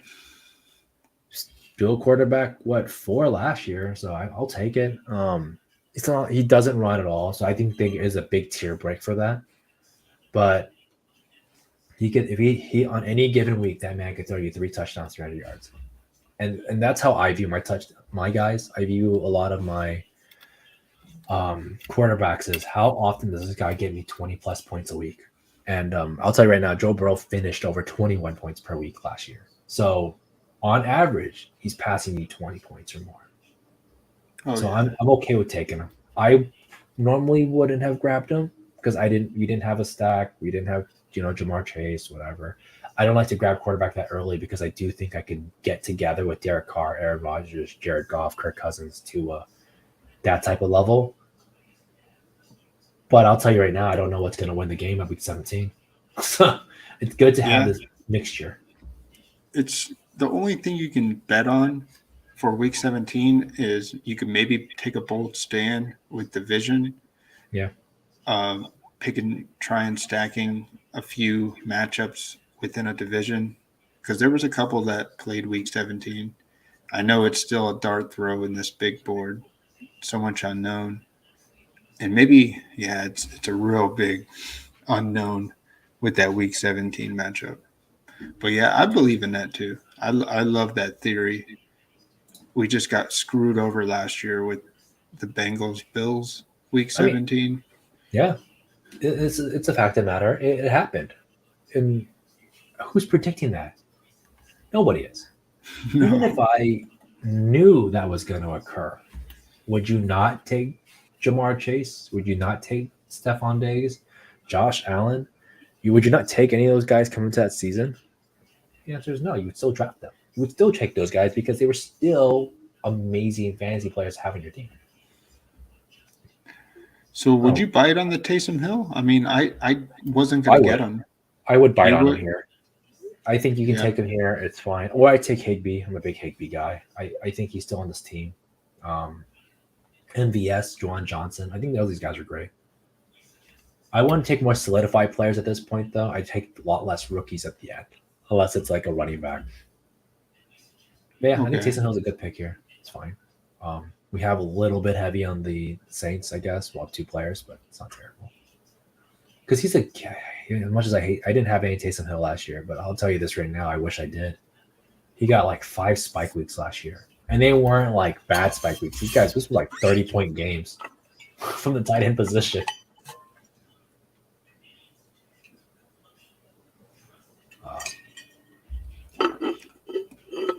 I do feel like this is definitely a valued draft. I'm mostly just learning from you, man.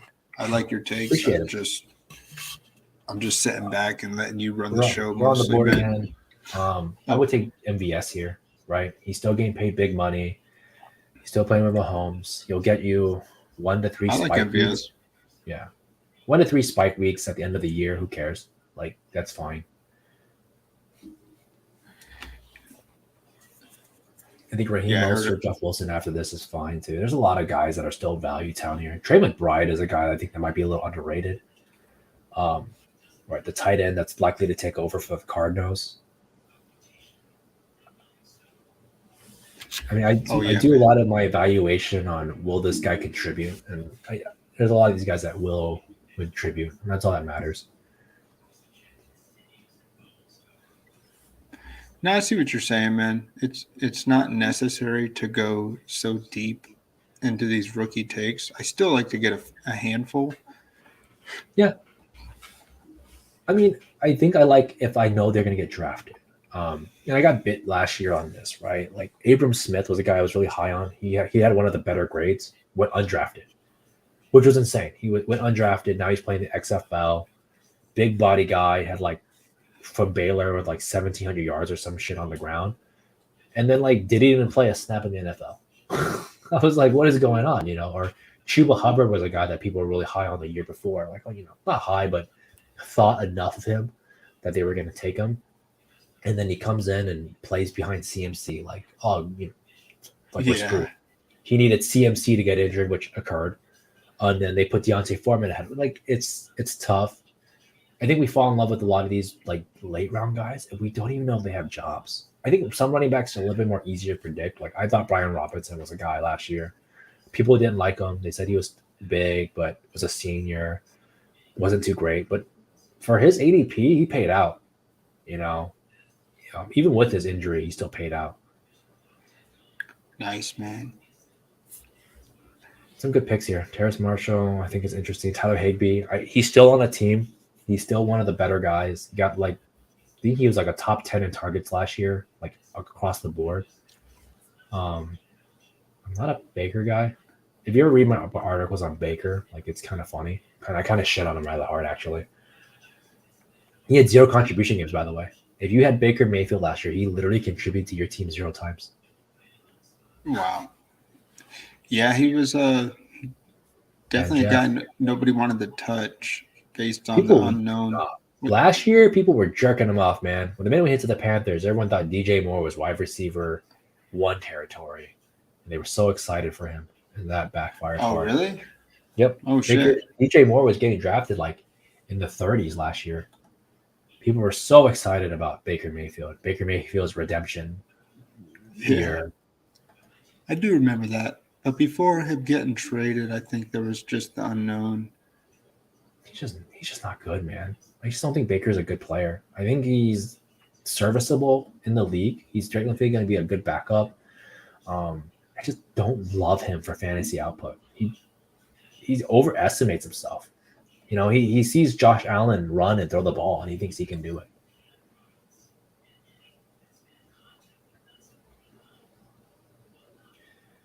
We still got some guys here on the board. Zach Evans. I think Chuba is an interesting pick here. Jalen Warren is a good pick here against the guys that have like Najee. I think that's a fun pick.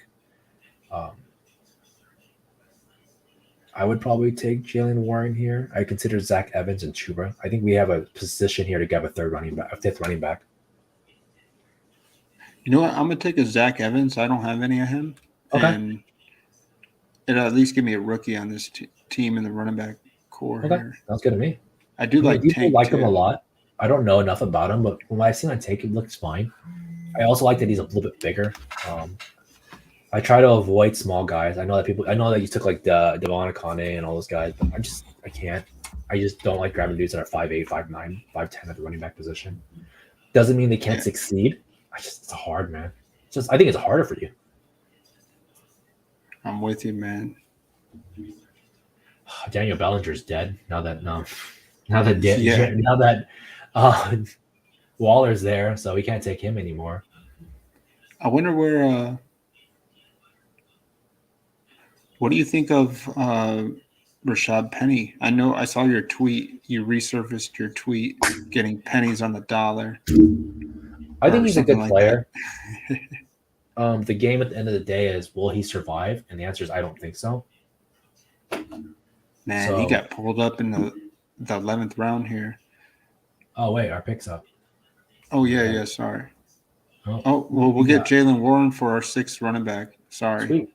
That's cool. We still have 7 receivers. We still have 2 tight ends. We're good to go. I wouldn't sweat it. Yeah, I'll listen and talk, and, dude, I'll just black out and not pay attention. But I don't mind. And this is why I like doing that 5 receivers before the 100 mark, because people are a little bit smarter. They're grabbing all the guys. I think our receivers are a little on the weaker side. We have a lot of deep shot players, right? Our entire team is guys that go for 1 in 100, right? Like 1 catch, 60 yards on a tutty. Like that's what our team looks like right now. So it's a lot of boom or bust. So I do think we need to like shore it up a little bit, but I think we get there. Our running backs are solid. I think our running backs will play our flex the most. So I'd probably grab like 1 to 2 receivers here and then a tight end and finish up the draft. Okay. So what receivers are left on the board? Campbell, Hardman. I don't like either. Corey Davis likely got a cut. We could grab Cedric Tillman here. We can grab Greg Dortch. He's on a contract still. I'm not a fan of him too much. I think Kendrick Bourne still. I think Kendrick Bourne's on a thing. Russell Gage is still he's still a buck. People believe Matt Collins doesn't get signed at some point. I've been hearing good things about Trey Palmer, Tyler Scott, Nathaniel Dell. He looks like a shifty rookie. I think we're this deep, we're gonna like no man's land. Juwan Jennings is someone that's still on this team for a little bit longer for the 49ers, but I think we already have Ayuk, so we don't need that. Right. I like Greg Dortch, man. He definitely seems like he may have found something on this team. He's a low point slot guy right now. I think if you're playing Dortch, you're like expecting him to just get 6 to 10 points a game tops. He's never gonna be a boom week, but he probably does have some solidification for us. I would probably lean harder to guys like I said, but Dortch does have a contract, which I think is really helpful for him.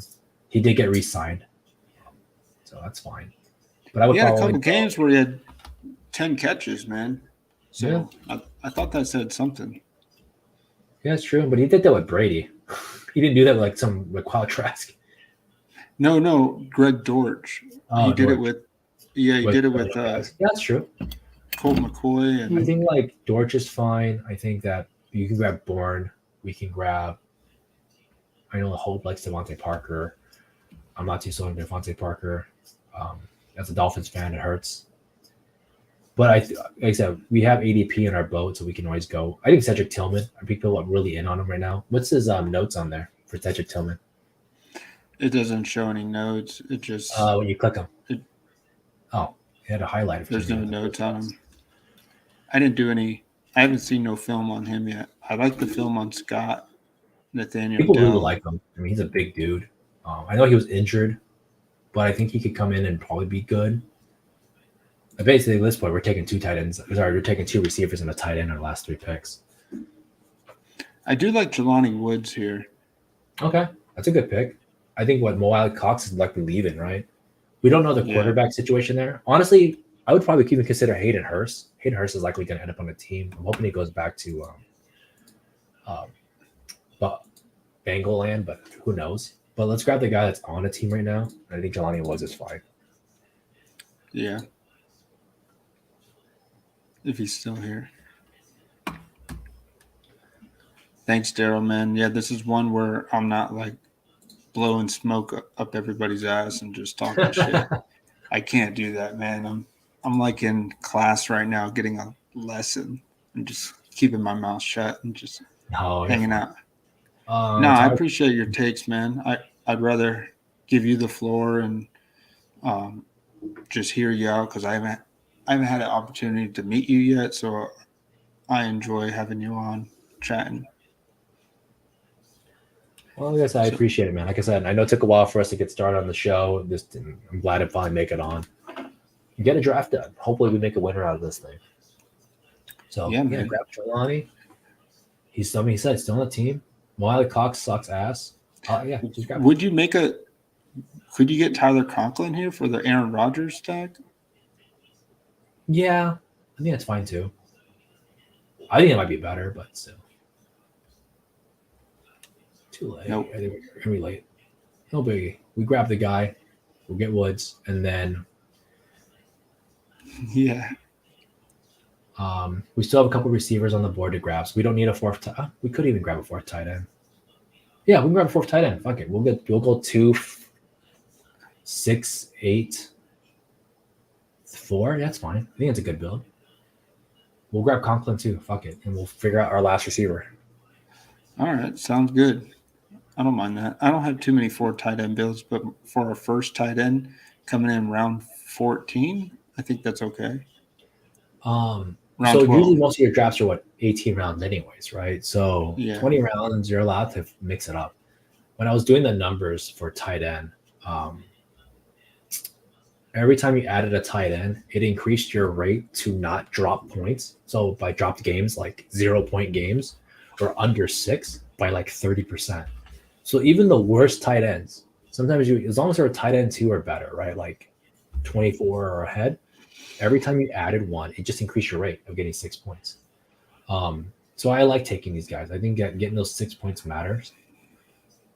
if possible. So 4 tight ends is not the end of the world. I know James, Eagles loves taking 4 tight end. I know that BBLN champion was into taking 4 tight ends too for a little while. I'm not into 4 tight ends for regular, but I think in this format, totally fine. Because there is a fall off when you start taking too many receivers. I hear you, man. I think Cedric Tillman's still good. Kendrick Bourne is still on the team. I think either of these guys is good to grab. We're grabbing receiver in the last one. Israel, we could grab at running back, but I don't think we need it. I think we need to solidify our boom bust receiving core. This is a really boom bust team. Yeah, that's how I like to roll, man. Chris Moore was actually really good for the team last year too, but he got replaced. Chris Moore for the Texans. He got replaced by Robert Woods, though. Probably. Yeah, has to be. There's no way they just bring Robert Woods and not use him. They paid him a bit of money too.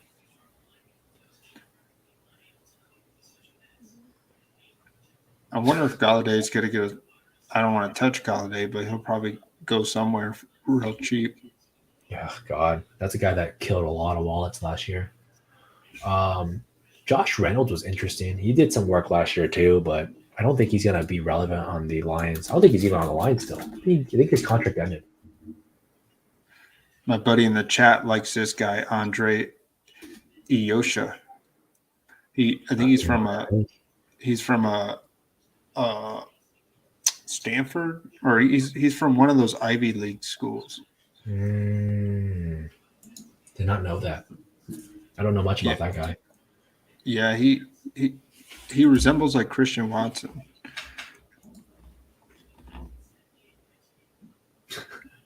I just laugh when I see like Velus Jones and shit.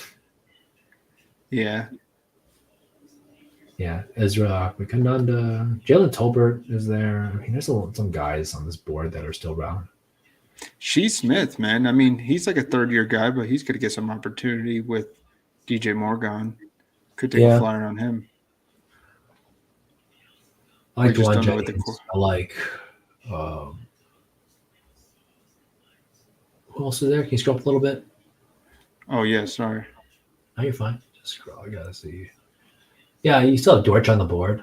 I mean, Sterling Shepard's getting re-signed too, which I think is really interesting for a guy that's been. I would never take him at this point. He's been perpetually injured. Oh yeah.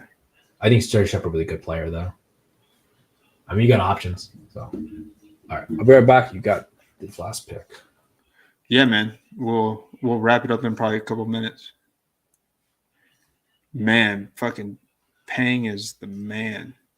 I don't know what I would do with this draft without him. He basically held my hand the whole time, and I appreciate it. I might take the Bourne play. You know what? Fuck it. I'm going to do it for my boy Daryl. I have not drafted this rookie yet. Let's take this rookie. Just such a boom bust team with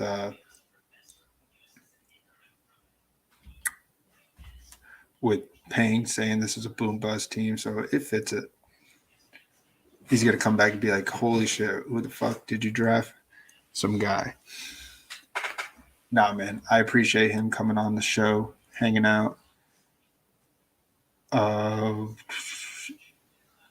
Yeah, Mike, you got a pretty good team. I know you're talking about getting both those running backs, Montgomery and Herbert. Herbert definitely. I was liking Herbert making a jump, Khalil Herbert. So knowing that team still is not that strong, but it does seem like Khalil Herbert's going to have full opportunity with that offense in the backfield. I like Khalil Herbert. I do think that we hope more for him. I don't think that's the case, though. I think he's going to get like 60-40 split, 50-50 split. It's kind of a toss-up, though. This team is definitely going to pass more, though. We're not going to see the run the ball 42 times like we did last year. So Mike took a bold statement, and he drafted Mike White. I guess not much hype, not much hope for Tua. Actually, I like that. So I give a shout out to Spike for this because he had, so Eric BM4 and Coakley made a really good point. If you believe a backup quarterback is solid and the weapons are great, right? Like Gardner Minshew, it's a prime example of that, right? Gardner Minshew had a great old line. He had AJ Brown, Devontae Smith, Dallas Goedert, right? Everything you would want on your football team in real life and in fantasy. So he has this theory that why wouldn't you take Gardner Minshew and just pass up on Ryan Tannehill, pass up on Jimmy G, pass up on these guys that you know realistically don't have much upside even on a good week, right? And Gardner Minshew played what 2 games last year, and one of those games he played was a week winner that would have advanced you in playoffs. So Mike White is one of those guys. And Mike White, right now, if you have Tua and you throw in Mike White and another quarterback on top of it, like a real one, let's say Aaron Rodgers, Tua, Mike White, and Tua gets hurt, you think Mike White cannot succeed with Tyreek Hill and Jalen Waddle? Yeah, I'm with He you did really there. well last year with some weaker weapons, right? So I think it's a good pick. If you would have told me this last year, I would have said you're wrong. And I would look really dumb when Gardner Minshew dominated in week 16 or 15, whatever week he was. So I think it's a good pick. I think it's a little underrated, actually, given if you believe in the talent. And Mike White has already shown that he can do it. So in the case Tua does happen to make it through the season, okay, great. That sucks. Your pick 20 is dead.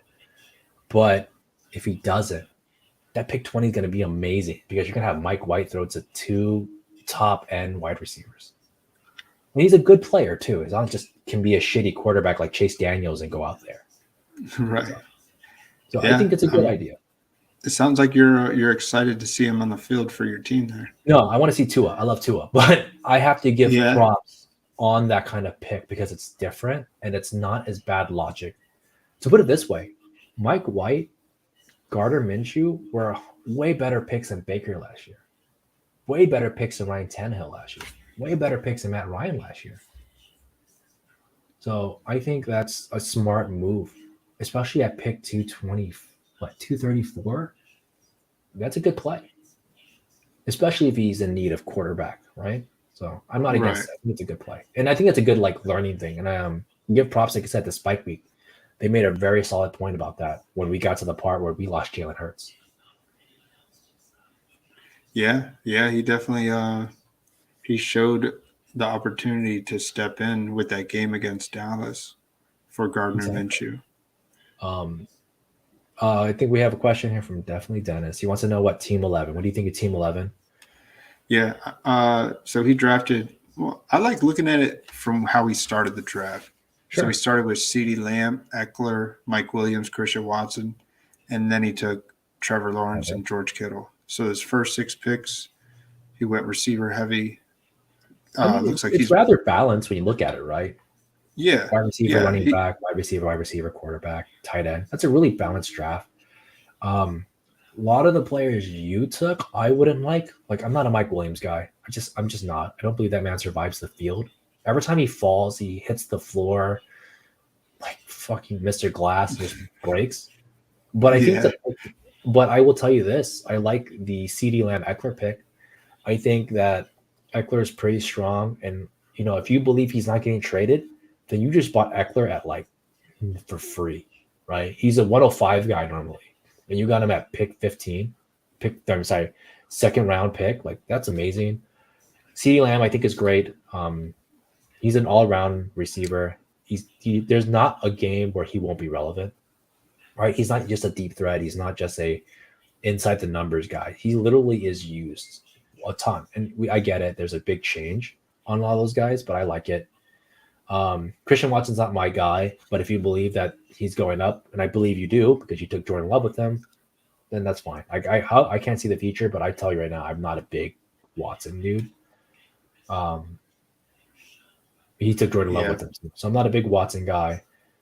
He took a lot of players I'm not personally into, like Swift, Pierre Strong. I think it's fine. I love the receivers. When you come down to it, right? CeeDee Lamb, Marquise Brown, Elijah Moore, Darnell Mooney, Rondell Moore. A lot of guys that people don't like. So a lot of guys, people don't like these players. They're definitely going to go on the downhill for ADP, but they could easily pay off. Like Darnell Mooney is a good receiver. He had 1,000 yards playing behind Allen Robinson. Rondale Moore likely to take over that team if DeAndre Hopkins gets traded. It's going to be Marquise Brown, Rondale Moore. No, that's not bad. Not the team I would personally take a ton of, but I could see some upside on this. Like I said, I like CeeDee Lamb. I like the Eckler pick. 2 tight ends that you grab, they're amazing. Cole Kmet, George Kittle. I don't have any George Kittle, but I do think it's a good pick. As Hope would agree with you. A lot of players would agree with you because it's all about week 17. Oh, yeah. Love Trevor Lawrence. I do wish you had some stack on him, whether it be Evan Ingram. He's got a – oh, no, Ridley. I think it's on this team. But I don't think it's that big of a deal. But I do think for someone like Trevor Lawrence that is a passer more than a runner, I think you should have gotten a stack here. I don't like to take stacks on runners. Like, I don't think stacking Lamar Jackson and a receiver matters because Lamar Jackson runs 1,000 yards, Yeah. But I think for a pass catcher type, you should have at least one stack because if you're telling me that you believe in him to pass the ball. Eckler's fine. Swift is fine. Good buy low. You're buying him 32 picks later. I think that's fine. David Montgomery likely takes a role, but Swift is going to get you spike weeks at pick 86.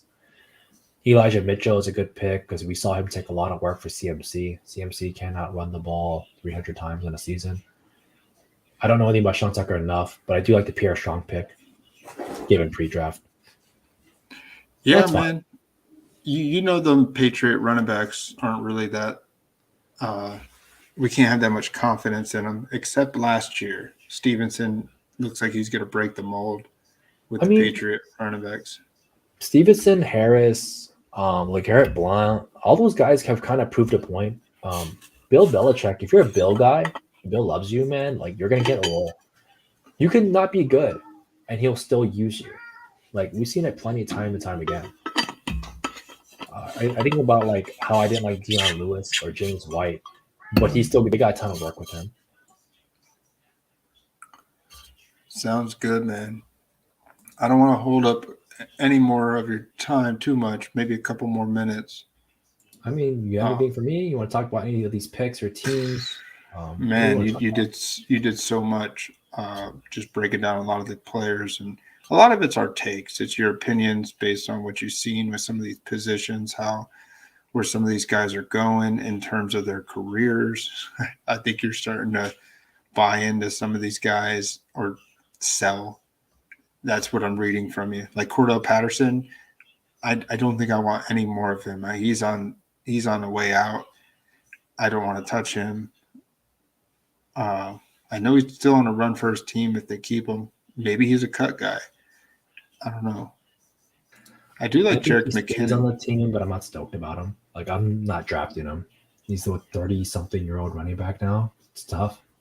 And Travis Homer here, he didn't really do much when he had so much opportunity a couple times. Yeah, I'm just looking at some of the guys I don't see too much of anymore that are kind of washed up. Yeah, I'm not taking any Homer. I think the Israel pick at the end was pretty nice because he is a decent right after Homer. I thought that was a better pick than the actual Homer pick. Yeah, like you said, he's had plenty of opportunity. He hasn't done anything. He fumbled the game for the loss last year against the 49ers. Like, I'm not stoked about it. I know spot 8, he said that to see his team. Let's Hamlin Motorsports. Another Red Badger. Props to you, man. Let's check his team really quick before we move on. Oh, sure, man. Yeah, he drafted A.J. Brown, Waddle, Cooper, Najee, Jones, Deontay Johnson for the first 6. I love this draft. This is the kind of draft I would do. A.J. Brown, Waddle, Amari Cooper. I think Amari Cooper is being drafted a little inadequately for a guy that did what he did. This is a great team. This is a team I would probably take. Great stacks. I can already tell when I saw it's small stack. I think the Singletary pick is a little interesting here because we don't know what he's going to do. But Gainwell, Mostert, Brian Robinson, Aaron Jones, Najee. Oh, that's amazing. A.J. Brown, Jalen Waddle, Amari Cooper, Deontay Johnson. The Juju I'm a little curious on, and so Alec Pierce. So a lot of your back-end receivers I'm a little curious on. But they have jobs, right? Alec Pierce has a job. I think Rasheed Rice these guys are coming in. Calvin Austin, I don't know anything about. Juju is going to get a job. I just don't know where it's going to be. I hate guys like this that come off a Super Bowl and they can end up anywhere. It kind of scares me because Yeah. we don't know, and like they usually cash in. So like he could end up on like the Ravens, and I'm not happy about it. Those kind of situations. Oh my god, Juju does seem like a Ravens edition. They always take these older guys. Darius Slayton, if he ends up on the team, we know he's a burner, so he's just a type of one and done guy. So Darius Slayton, Alec Pierce, cool. Juju's fine, but this running back core, I think if you're not going elite running back at all, this is exactly what you want. Just down to the T. You got guys that are participating, guys with roles. Brian Robinson's an amazing person to have. He can put up 1,000 yards and like 6 touchdowns. He's going to pay off, right? People undervalue these 1,000-yard running backs. They undervalue them so hard. So I think I like this team a ton. I think the quarterbacks are a good pick too. I don't have any Watson, and I'm going to admit I'm wrong on that right now because I do take a lot of Cooper and I do take some of the Njoku. So I great skinny stacks. So 1 weapon per stack. I love it. He's taking a bet that Jalen Waddle and Tua is going to be great, and Mari Cooper and Deshaun Watson are going to be great. Nice. You want to do one more, man? These guys are you're a fan here. I think it's a good team. I can't say anything, man. You're making me want to like resign my channel. I'm not worthy of giving tips like this. And like I said, I'll give people crap for some of their picks. I think this is a good one. The back end of his receiving core, I'm a little questionable on.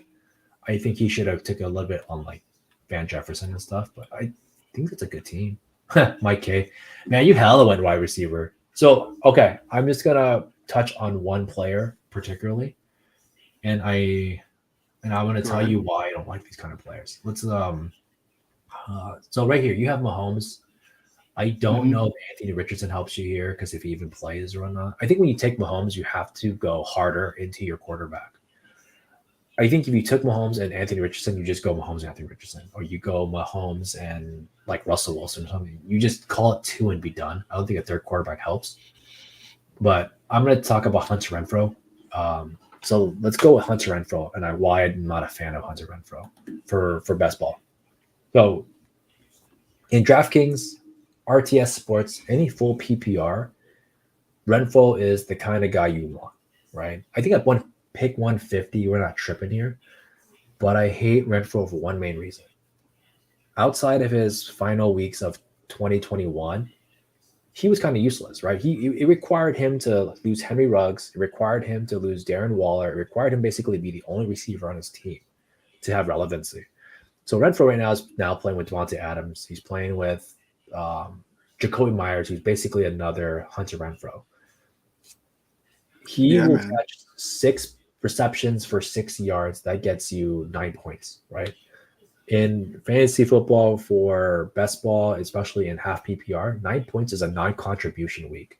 So that means if he averages 9 points a game, which he won't because he's playing behind a lot of guys better than him, he will contribute 0 points to your team. So he's kind of a semi-dead pick. I think Adam Thielen was probably a better pick, Butte and et cetera. But I think Renfrow is such a hard guy to like. So you went 10 receivers on it, and it doesn't do too much. Yeah. So that's why I'm not a big fan of this type of guy. I think this is the type of guy you grab when you don't have anybody. But I would have grabbed MVS, Van Jefferson, Tutu Atwell, these deep shot one-done guys because they catch touchdowns. Corey Davis, Kendrick Bourne. Renfrow is so hard to love, man. I can't love him. Yeah, I'm with you, man. Well, I was trying to see with Jimmy G going there if Renfrow would be like something part of the system, but with Jacoby Myers coming in, maybe that's just gonna make him more irrelevant. Yeah. I think your RB picks are great though, because his RB picks make sense. He took advantage of the Herbert, Montgomery, Miles Sanders news. I do wish he'd think that he had one elite RB here somewhere, but they're likely you're playing RB at flex most of the time. Based on this team, I'm sure your RB is going to be a flex guy. Yeah. Yeah, a lot of unknown at the receivers with some of these takes. Hunter Robinson might not do anything. Devin Duvernay is whatever. Laviska Shenault is a toss-up. I think you needed like MVS, Van Jefferson, guys for sure. Travis Kelsey's probably going to be your flex actually with Dalton Schultz. That's, as I said, it's an interesting setup of picks. We got one more request to see. We're gonna leave it here, man. I'm Sure. about to pass out listening to all your takes, man. I love it though. I can go on for hours, man. Yeah, I want to be mindful of your time though. We'll look at Paul's team. I saw him do this before, where he gets these running backs really late, and it's just the strategy that he believes will work. Paul's me and Paul talk a little bit, so he knows what I'm into. I will tell you now, I don't like his quarterbacks. I just feel like we're biting a lot for Trey Lance, given what Trey Lance hasn't done. I think Geno's fine. CJ Stroud's fine. I think these complement each other pretty well.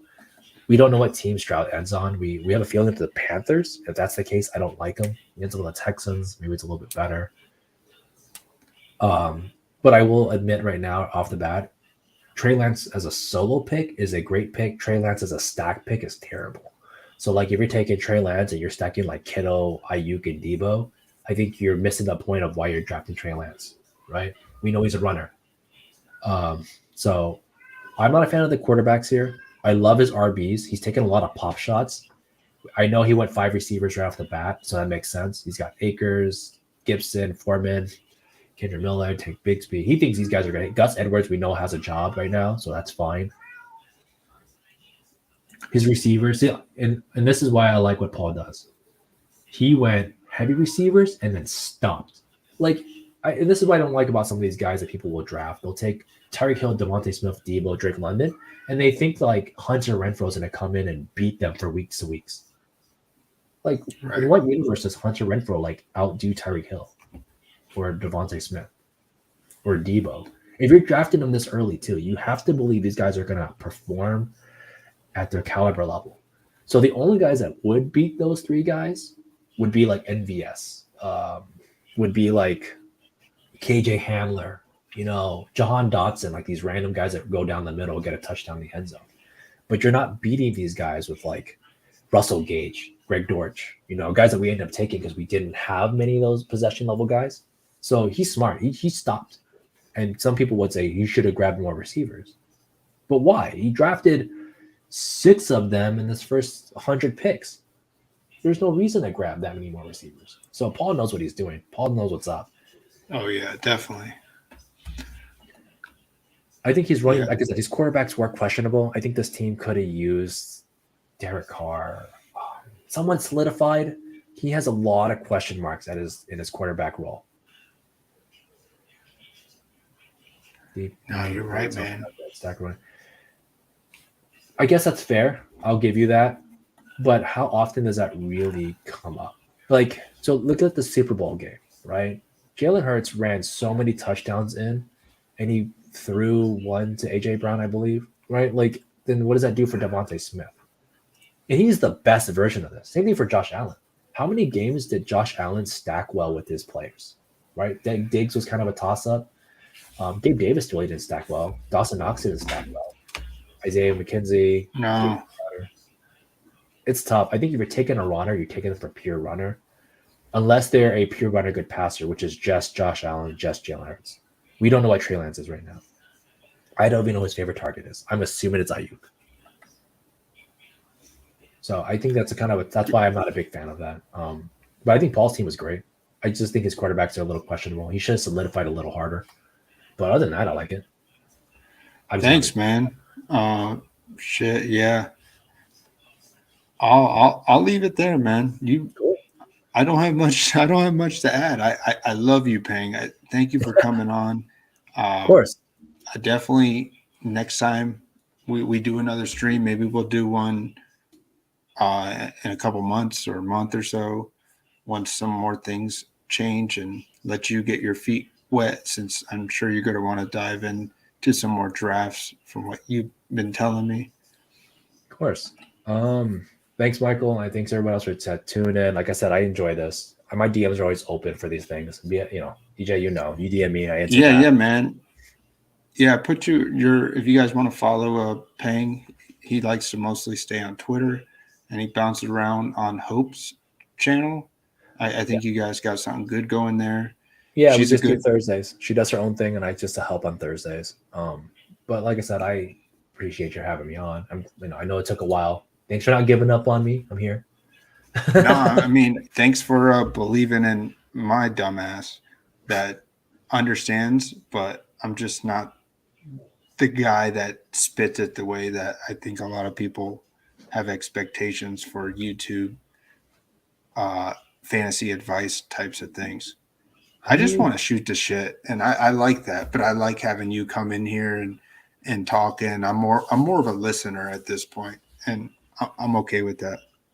yeah, as I told you before, my goal is just to help produce a winner, and I really mean that. Like, if somebody says, they win, and they go, "Man, it wasn't for Davis's like one take or Davis's giving," I'd be. That's all I want. I want to produce one winner. I've done pretty well myself. I've done not enough to win, but I did finish top 12 with Puppy last year.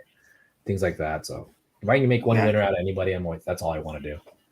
yeah. I hope you get some final sweats, and That was hard last year. I'm sure you're gonna get your opportunity as well, man.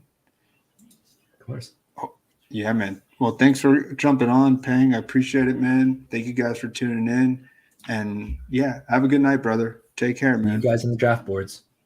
See you, brother. Thank you. See you guys later.